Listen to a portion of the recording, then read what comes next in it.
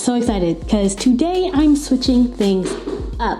If you've seen my pantry cabinet organization tour, link up here. I did that a while ago. Like a lot of things in here I did a while ago.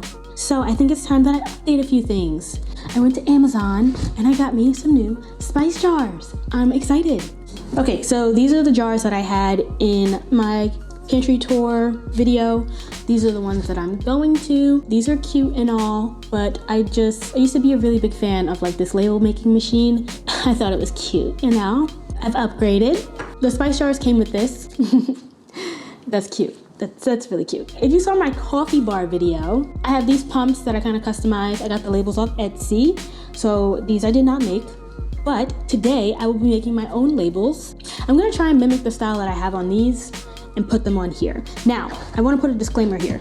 I'm going to be using a Cricut today, but you don't have to have a Cricut to do this project, okay? I have one, so I'm just going to use it. And this isn't really a tutorial. I'm just gonna kind of walk you through everything that I'm gonna do to get these babies set up in my cabinet, because I'm super excited. I'm gonna stop talking now and let's get started. Welcome to my computer. This is where we're gonna start off and get everything done. Like I said, I am gonna use Cricut Design Space. You don't have to use Cricut Design Space to do this. I promise you, it's literally just squares. There's no complicated work here that needs to be done that you need a Cricut to do this for. I just find that the Cricut is useful in that it cuts out everything into like nice, clean cut stickers, which is why I'm choosing to use it. So other softwares that you can use Photoshop. If you have it, you can use Canva. I'm not sponsored by either Photoshop or Canva, but I really do love Canva as an app. And the first time I did this, I did a lot of it in Canva. I do want to mention that I did already take measurements for the bottle. I decided on a 2.5 by 1.5 sticker. Before I start anything, I really like to get some of my inspiration from like Pinterest and Etsy, and by all means, support your local businesses, support Etsy shops.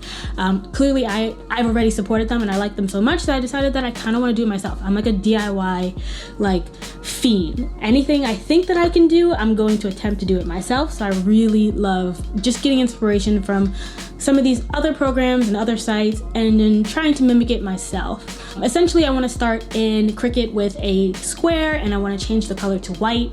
And I also want to change the dimensions right away to 2.5 by 1.5. After that, like I said, I'm just gonna take some inspiration from Pinterest and try and figure out what I want my labels to look like. They're pretty basic. They don't really have too much pizzazz. For this case, since they're so simple, I'm not going to do like a full tutorial. Just kind of follow along with everything that I'm doing. It's pretty straightforward and self-explanatory.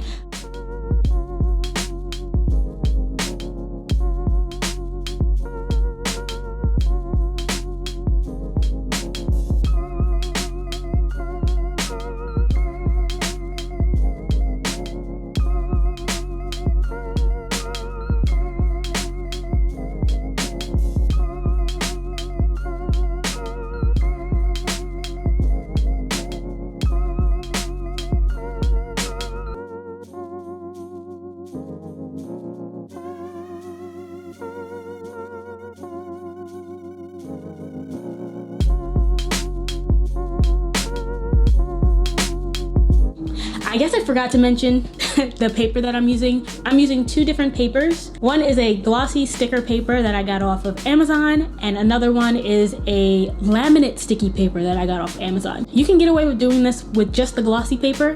That's totally fine. So I'll be sure to link both of the papers that I'm using down below. Okay, so what I'm gonna do now is use my regular printer. I have an HP DeskJet, which is like an inkjet printer. Very cheap. I think I paid maybe $45, $50 for it. It wasn't super pricey and it prints super well.